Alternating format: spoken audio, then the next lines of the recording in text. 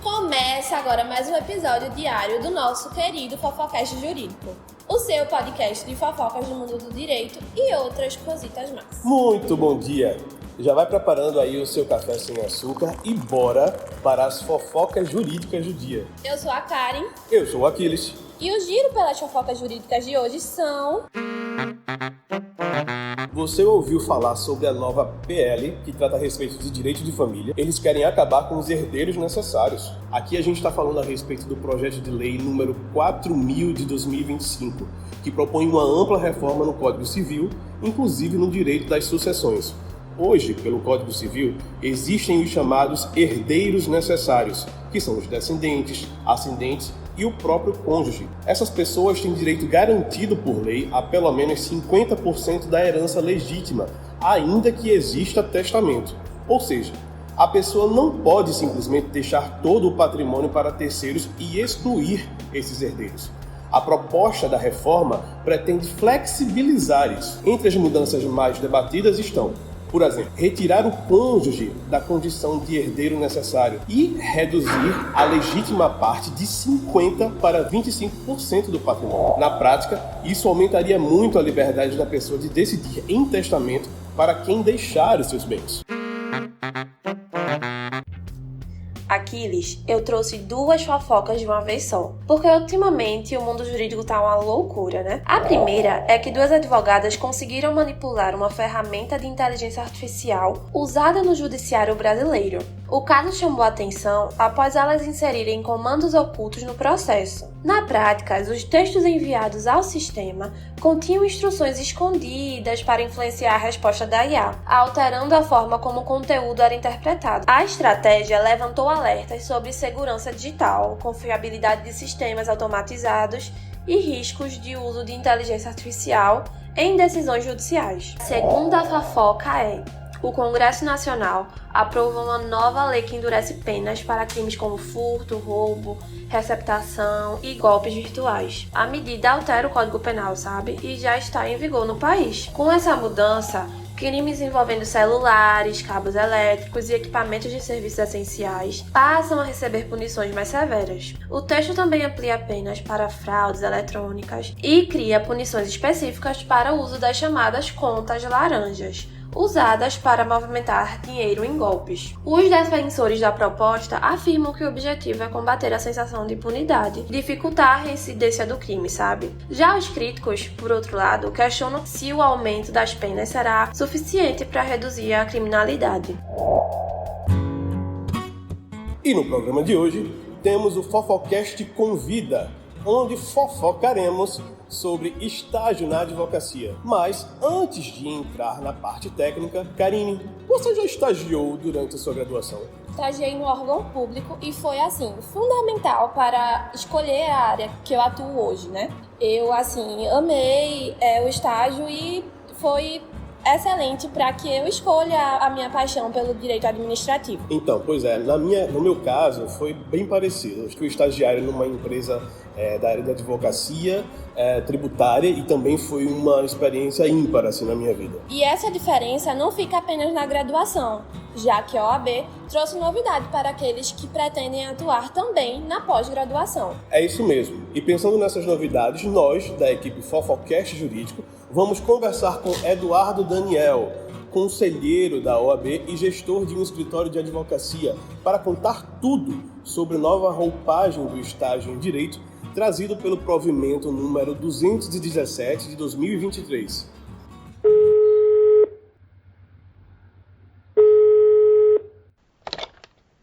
Bom dia, Karine. Bom dia, Aquiles. O provimento 217 de 2023 da OAB chegou trazendo uma nova roupagem para o estágio na advocacia.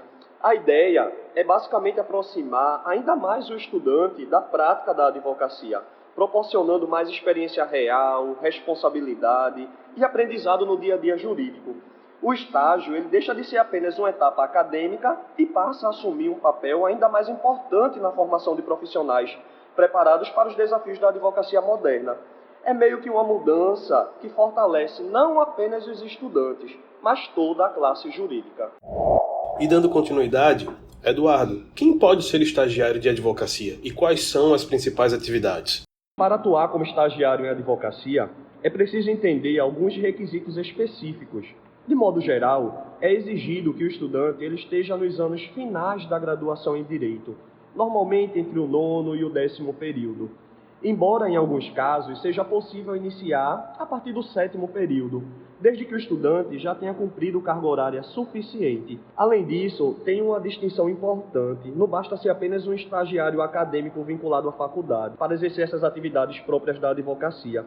É necessário ele realizar a inscrição como estagiário junto à Ordem dos Advogados do Brasil, o que confere um status jurídico diferenciado. Essas atividades para os estagiários, elas são bem específicas. Pode ser a redação de peças processuais, o acompanhamento de audiências, as visitas aos órgãos do judiciário, técnicas de conciliação e arbitragem, ou seja, é uma formação prática de verdade, é uma verdadeira imersão. Mas é importante também a gente lembrar que ser um estagiário em advocacia é de uma competência e responsabilidade grandiosa. Como vocês, Aquiles e Karine, bem sabem, o direito ele lida com vidas e qualquer decisão jurídica lida com consequências, bem no estilo efeito borboleta, então não é brincadeira. Eduardo, de acordo com a Lei 11.788 de 2008, o estagiário deve ser acompanhado em suas atividades. No caso do estagiário em advocacia, quem é o responsável por esse acompanhamento? Olha, Karine, nos escritórios nós temos o que chamamos de advogado orientador. Ele é o grande responsável pelo advogado mirim. O orientador ele responde civil e disciplinamente pelos atos praticados pelo estagiário, seja ele qual for. Isso reforça o caráter formativo e responsável desse tipo de estágio. É muito comum e normal errar, não me entendam mal. Eu não quero afastar ninguém da experiência de vida da advocacia, porém, é válido destacar que não é um playground. É importante que o estagiário ele saiba dos riscos que sua ação ou a sua omissão podem causar.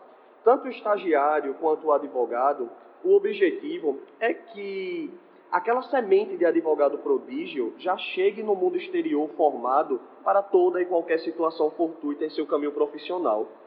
Mas sempre bom a supervisão de um advogado orientador. Lembrando, este advogado ele responde tanto civil quanto disciplinarmente pelos atos praticados pelo estagiário, pelo advogado mirim, o que reforça o caráter formativo e responsável desse tipo de estágio. Quanto ao provimento 217 de 2023, do que ele realmente trata e por que ele foi criado? Aquiles, o provimento 2017 ele foi publicado pelo Conselho Federal da OAB, lá em 2023, e nasceu com dois objetivos principais. O primeiro é regulamentar de forma clara o estágio profissional de advocacia, e o segundo foi unificar o procedimento de credenciamento das unidades que recebem estagiários, como os escritórios, departamentos jurídicos, de empresas e núcleos de práticas das faculdades.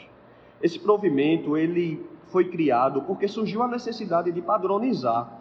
Anterior a esse provimento, é importante lembrar que cada seccional tinha suas próprias regras, e isso gerava muito conflito entre os departamentos e os estagiários, já que os estudantes não tinham normas para recorrer.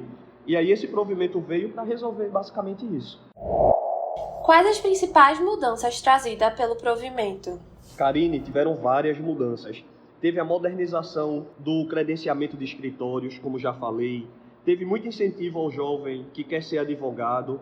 E uma que muitos desconhecem, que é a possibilidade de o estágio para bacharéis em Direito. Aquela pessoa que se formou em Direito e por algum acaso ainda não conseguiu ter uma carteirinha da OAB.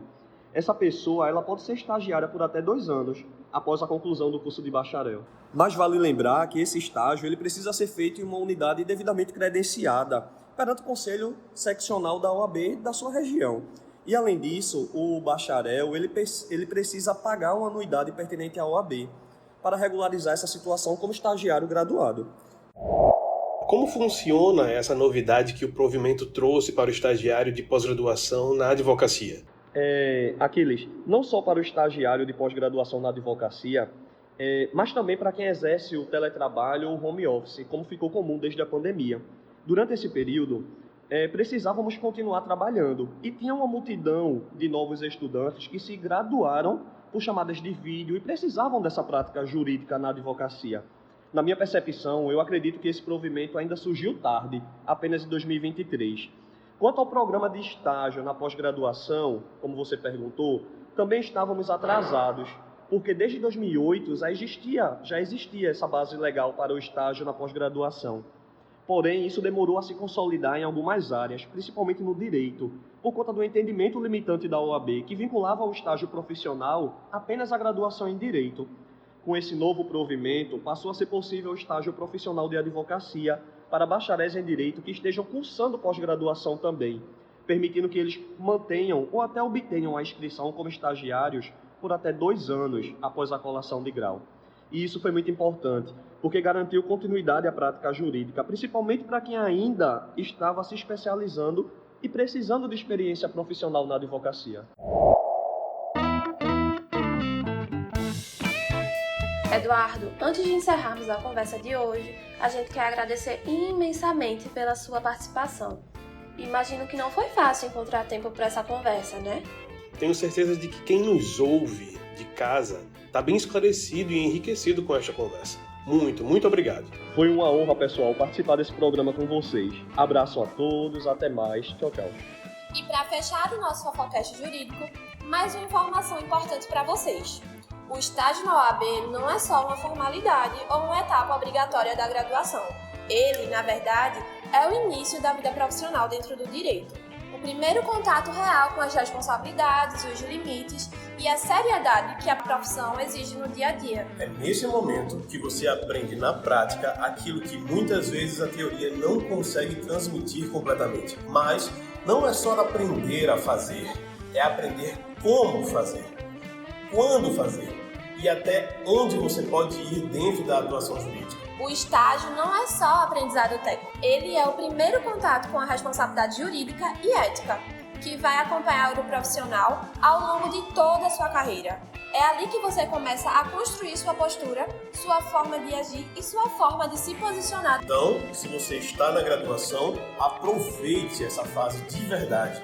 Não trate o estágio como algo secundário, porque ele faz toda a diferença na sua formação e pode impactar diretamente em oportunidades futuras. E esse foi mais um episódio do Fofocast Jurídico, porque o direito, antes de tudo, é uma fofoca.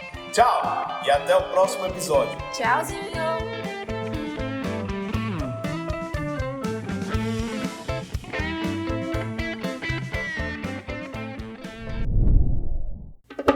E o episódio de hoje teve apoio de Cookeria. Coffee Break bom é Coffee Break com Cookie. E Ative Consultoria. Não perca a cabeça com as contas. Conte com quem conta. Conte com Ative Consultoria.